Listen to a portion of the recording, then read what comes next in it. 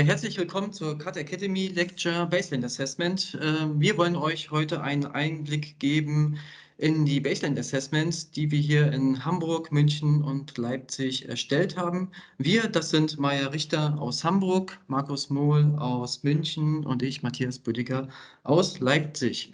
Die Baseline Assessments wurden als eigenständiges Arbeitspaket in der Maßnahme 1 urbane Datenplattform und digitale Zwillinge erarbeitet.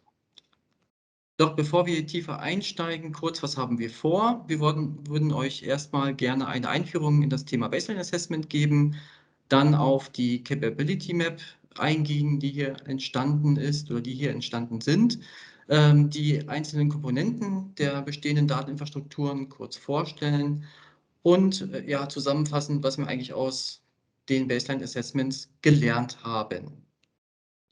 Ja, erstmal kurz dazu, was ist eigentlich ein Baseline Assessment? Es ist im Prinzip erstmal die Aufnahme des Status quo der drei Städte zu Projektbeginn. Das heißt, wir haben uns hier die vorhandenen Dateninfrastrukturen und die damit in Verbindung stehenden organisatorischen Grundlagen angesehen. Und wenn wir hier über Dateninfrastrukturen sprechen, dann meinen wir urbane Datenplattformen beziehungsweise Geodateninfrastrukturen. Damit diese Untersuchungen oder diese Untersuchungsergebnisse am Ende vergleichbar sind, haben wir uns hier auf einen Standard bezogen, und zwar die DIN-SPEC 91357, offene urbane Plattformen. Als Ergebnis der Baseline Assessments sind dann hervorgegangen für jede Stadt im Prinzip ein Word-Dokument, das das gesamte Baseline Assessment umfasst, und eine ausführliche Capability Map, die als Excel-Tabelle vorliegt. Ich denke, dass beide Dokumente dann auch über Teams verfügbar gemacht werden. Warum haben wir das Ganze gemacht? Naja, zum einen, um die Situation der Dateninfrastrukturen zum Projektbeginn zu erfassen und zu dokumentieren, aber auch eben am Projektende. Ja, das hat den Grund, dass wir am Ende des CAD-Projektes ja auch den Entwicklungsfortschritt in den drei Städten messen wollen. Und damit können wir eben die Situation zu Beginn und die Situation am Ende miteinander vergleichen und entsprechend das Ganze bewerten. Was wir noch machen wollen mit den Baseline Assessments ist im ersten Schritt auch festzustellen, was haben wir eigentlich für Gemeinsamkeiten und wo gibt es Austauschpotenziale, die wir im Rahmen von CAD weiter verfolgen können. Zu guter Letzt wollen wir uns natürlich die bestehenden Bausteine anschauen und analysieren, da diese die Grundlage sind für unsere weitere Arbeit in Richtung digitaler Zwilling. Ein wesentlicher Teil des Baseline Assessments ist die Capability Map. Und die Capability Map ist auch aus der DIN-SPEC offene urbane Plattform entstanden und beschreibt die Funktion solcher Plattformen in 10 Kategorien, die wiederum Unterkategorien umfassen. Wir haben die Capability Map verwendet, um festzustellen, welche Funktionen wir bereits am Projektbeginn mit unseren UDPs oder GDIs abdecken und in welchen Bereichen wir noch voneinander lernen können. Da die Capability Map aus der DIN-SPEC aber einen stark industriellen Fokus verfolgt, konnten wir 4 Kategorien ausschließen, die auf unsere Geodateninfrastrukturen nicht zutreffend waren. Und auf der linken Seite der Folie sieht man die übrigen 6 Kategorien, wobei insbesondere die letzte Kategorie Datenmanagement und Analyse eine besondere Rolle für uns spielt. Wie sind wir nun vorgegangen? Wir haben die 6 übrigen Kategorien der Capability Map beziehungsweise ihre Unterkategorien untersucht und für unsere jeweiligen UDPs und GDIs einen Status für diese Unterkategorien vergeben.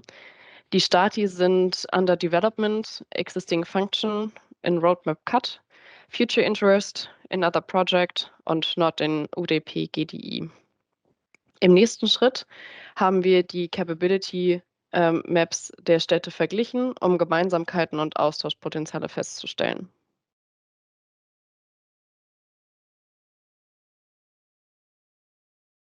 Das Ergebnis des Vergleichs war eine Vielzahl an Gemeinsamkeiten, beispielsweise in den Themen Datenintegration, Open Data und Standards. Wir konnten aber auch eine Vielzahl an Austauschpotenzialen finden, wie zum Beispiel die Integration von Zeitreihendaten, das Metadatenmanagement und das API-Management. Bei diesen Themen können wir also vorhandenes Know-how nutzen und uns gegenseitig unterstützen.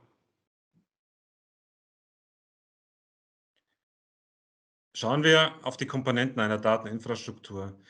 Wir haben dabei insbesondere in Hamburg auf die Urban Data Plattform Hamburg geblickt und für Leipzig und München haben wir tiefer in die jeweilige Geodateninfrastruktur geschaut.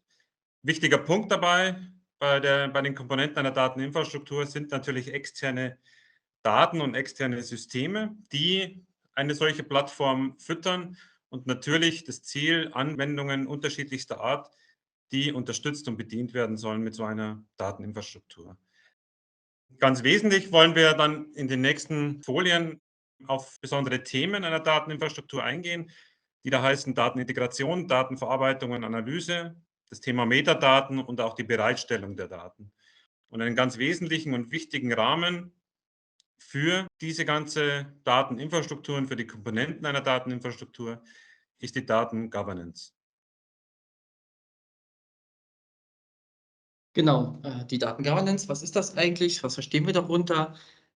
Im Wesentlichen ist es ein Regelwerk, das klare Strukturen und Regeln im Umgang mit Daten liefert. Die Datengovernance ist im Prinzip eben auch eine Vertrauensgrundlage für alle Akteure, die im Rahmen der Stadt an einem Datenökosystem beteiligt sind und fördert darüber im Prinzip auch die Bereitstellung von Daten. Und wenn wir jetzt mal auf die Abbildung rechts blicken, dort haben wir eine Pyramide abgebildet mit 3 Stufen. Auf der obersten Stufe haben wir die Strategie, auf der untersten Stufe das Datenmanagement innerhalb einer Stadt. Dann haben wir hier 3 Ebenen, wobei die Datengovernance hier ein verbindendes Element zwischen Strategie und Datenmanagement-Ebene darstellt. Das heißt, die Datengovernance hier auch auf Ebene der städtischen zentralen Dateninfrastrukturen befördert diese Dateninfrastrukturen, das heißt die urbanen Datenplattformen und Geodateninfrastrukturen und bewirkt, dass diese auch sinnvoll einen Betrieb ableisten können. Was wir hier noch in der Grafik sehen, ist, dass nicht nur Technik im Spiel ist, sondern dass hier ganz viele Menschen beteiligt sind auf allen Ebenen. Und all diese Personen haben das gemeinsame Ziel, Daten aus der Stadt geregelt für die Stadt in Wert zu setzen. So, und nun von der Theorie in die Praxis. Wie sieht das in den einzelnen Städten aus? Das Baseline Assessment hat gezeigt, dass diese 3 Ebenen, die ich gerade angedeutet habe, durch alle Städte eigentlich schon relativ gut abgedeckt sind, auch wenn in den einen oder anderen Stadt noch nicht explizit eine Datengovernance vorliegt. Man sieht hier auf der Strategieebene, dass vor allem Hamburg und München hier schon Digitalstrategien bzw. Digitalisierungsstrategien etabliert haben. In Leipzig ist die Digitalstrategie in Arbeit. Auf Ebene der Dateninfrastrukturen sieht man, dass es jeweils für die Dateninfrastrukturen koordinierende Stellen gibt, die alle unterschiedliche Namen haben, aber im Prinzip dafür sorgen, dass die Dateninfrastrukturen sinnvoll betrieben werden können. Unterstützt werden diese Einrichtungen durch entsprechende Regelwerke. Da haben wir beispielsweise in München die IT-Strategie plus entsprechende Stadtratsbeschlüsse. Wir haben in Leipzig eine spezielle Dienstanweisung für die Geodateninfrastruktur in Leipzig. Und wir haben in Hamburg tatsächlich schon den Auftrag zur Erstellung einer Datengovernance. Dort ist tatsächlich eine Datengovernance entwickelt worden, die allerdings hier auch schon einen gesamtstädtischen Ansatz verfolgt. Was besonders interessant ist und auch wichtig ist, das ist der Bezug zu den Dateneigentümern und zu den Fachämtern bzw. Fachressorts. Hier gibt es verschiedene Formen der Beteiligung der Fachämter, angefangen über den Urban Data Hub in Hamburg, die GDI-Verantwortlichen in Leipzig, beziehungsweise damit im Verbund auch eine Arbeitsgruppe GDI. Und wir haben hier in München auch entsprechende Fachgruppen oder Projektgruppen, in denen die einzelnen Fachämter mit einbezogen werden. Und ich kann aus praktischer Erfahrung sagen, dass es einer der wichtigsten Punkte ist, hier ein vernünftiges Netzwerk an Personen aufzubauen, die eine gemeinsame Richtung in Richtung Digitalisierung einschlagen. Kommen wir jetzt zum ersten Baustein unserer Infrastrukturen, nämlich der Datenintegration. Die erste gute Nachricht ist, die Datenintegration ist ein etablierter Prozess in den 3 Städten, was man auch anhand der Kennzahlen unten im Bild erkennen kann. Sowohl statische als auch Sensordaten können eingebunden werden. Dennoch gibt es einen Unterschied. In Leipzig und München ist diese Datenintegration etabliert für die Geodateninfrastrukturen und wird für die UDP ausgebaut. In Hamburg besteht dieser Workflow bereits in der UDP. Im Allgemeinen gibt es bei der Datenintegration 2 Wege. Es gibt die Meldung des Datenbedarfs über den Nutzer und den Datenintegrationsauftrag durch Dateneigentümer. Die Ausprägung der 2 Wege ist in den Städten unterschiedlich. In München und Leipzig werden eher selten Datenbedarfe über den Nutzer gemeldet und mehr durch den Dateneigentümer beauftragt, während in Hamburg beide Wege genutzt werden. Kommen wir als nächstes zur Komponente der Datenverarbeitung und Analyse. Wir wissen alle, dass der Bedarf an Analysen und auf Grundlage von Daten, insbesondere den städtischen Daten, immer mehr steigt. Und auch hier die gute Nachricht, wir haben bereits erste Anwendungsfälle in den 3 beteiligten Städten, die sich in der Umsetzung befinden oder auch umgesetzt wurden, beziehungsweise in der Pilotierung. Als Beispiele können wir hier nennen für die Stadt Leipzig die Erreichbarkeitsanalyse für Bürgerbüros. Wir haben in Hamburg die Abfrage auf Einwohnerzahlen, die auf einem standardisierten Webservice basieren. Man kann hier ein Rechteck aufziehen und kriegt dann die Information über die Einwohneranzahl. Und wir haben auch in München ein Beispiel des Baustellen- und Ereignismanagements der Landeshauptstadt München. Hier werden Daten aus unterschiedlichen Quellen miteinander verschnitten und den Bürgerinnen und Bürgern zur Verfügung gestellt. Kommen wir nun zum Baustein der Metadaten. Jeder von euch hat sich sicherlich schon mal gefragt, was hat meine Stadt eigentlich für Daten? Wie komme ich an die Daten ran?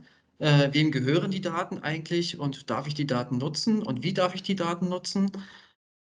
All die Fragen können am besten beantwortet werden durch sogenannte Metadaten und den damit in Verbindung stehenden Metadatenkatalogen. Was sind Metadaten? Ganz einfach ausgedrückt sind Metadaten Daten über Daten. Und damit sind die Metadaten Beschreibungen von Datensätzen. Sie können aber eben auch andere digitale Ressourcen wie Dienste und Anwendungen oder andere beschreiben. Diese Beschreibungen, das sieht man hier ganz deutlich, die werden hier in allen 3 Städten, das ist auch wieder eine gute Nachricht, über die entsprechenden Metadatenkataloge veröffentlicht. Also die existieren und die werden auch befüllt und befinden sich quasi stetig im Ausbau. Und was noch interessant ist, dass es hier verschiedene Zugangspunkte gibt. In der Regel gibt es in den Städten jeweils einen Zugangspunkt für die Mitarbeitenden, also quasi einen internen Zugang, und es gibt in der Regel eben auch externe Zugänge über das Internet für die Stadtgesellschaft, Bürgerinnen und Bürger. Was noch hervorzuheben ist, ist, dass diese Metadatenkataloge auch eine hierarchische Ordnung haben. Man sieht das ganz gut an dem Beispiel Leipzig.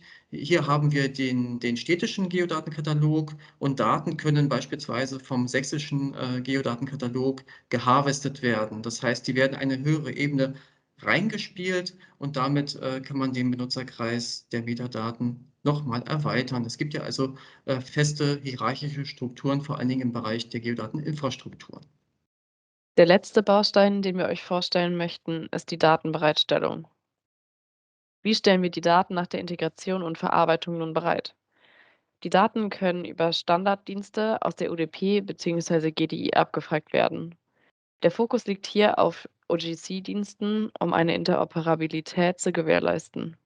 Verfügbar sind beispielsweise OGC WMS und WFS-Dienste. Für Sensordaten in München und Hamburg auch die SensorThings API. Über diese Dienste können nun interne und externe Anwendungen mit Daten versorgt werden. Alle 3 Städte stellen die Daten über Karten, 3D-Anwendungen und IoT-Portale bzw. Dashboards bereit, wie man auf der Folie erkennen kann. Kommen wir zum Fazit unserer Lecture zum Baseline Assessment. Wir haben gesehen, in allen 3 Städten, Hamburg, Leipzig und München, ist schon sehr vieles da. Wir können auf ein sehr gutes Fundament in allen 3 Städten setzen. Wir haben uns natürlich nicht zuletzt im Rahmen von Connected Urban Twins, unserem gemeinsamen Projekt, sehr viel vorgenommen. Dadurch gibt es natürlich viel zu tun. Und deswegen wollen wir jetzt auch nicht viel Zeit verlieren und sagen zum Abschluss, packen wir es an. Dankeschön.